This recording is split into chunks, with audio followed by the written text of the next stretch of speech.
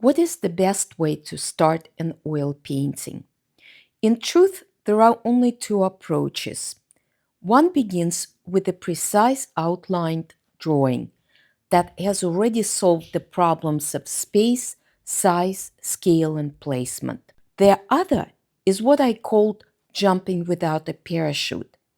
In this approach, you begin directly with the paint, laying in loose, searching brushstrokes that capture masses of color and approximate shapes, only vaguely resembling reality.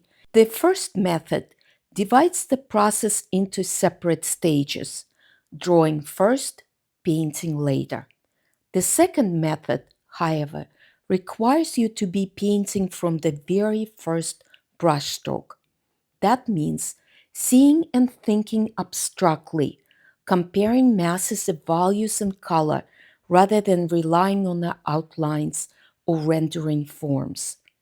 This approach gives an artist freedom from drawing boundaries and allows the painting to evolve organically from unified visual relationships. For me, painting is a process of exploration, a search that begins in the unknown and gradually moves towards clarity, precision, and correctness.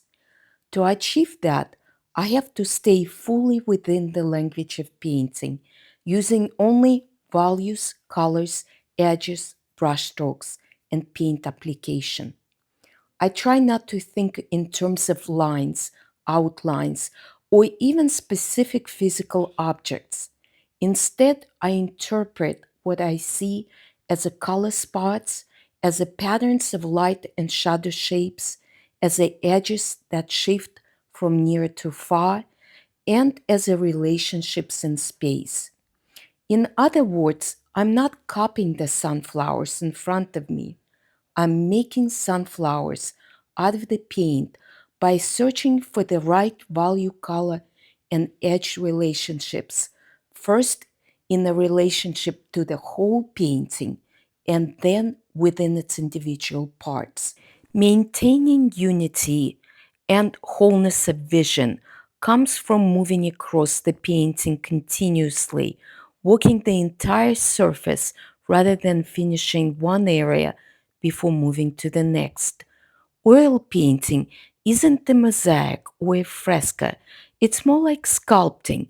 You begin by carving out large geometrical masses, which later become more defined and detailed according to the artist's sentiment and idea.